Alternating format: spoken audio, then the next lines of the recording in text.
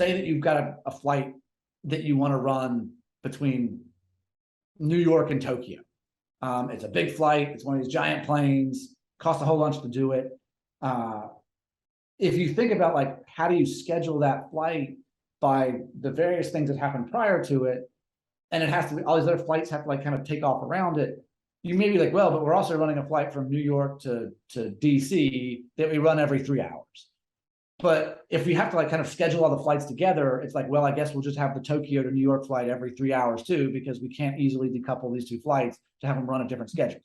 So you end up running a bunch of flights between New York and Tokyo that are really expensive, that aren't very full, that nobody actually wanted to be on, but it's there because like the way your airport's set up is when one flight goes, another flight has to go after. We have these really big jobs. They don't need to run that often. We have these really small jobs. They can run more often.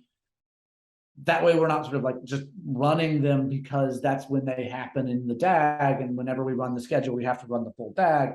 Like that creates a lot of sort of unnecessary just usage that gets piled into it. And so I think like if you can be a little more precise about, again, to the point of the airplanes, we run these things when we need the flight as opposed to they just all kind of happen together, then you can be much more precise about like running a full flight that's actually needed as opposed to, okay, we run way too many of these big flights that we don't actually need.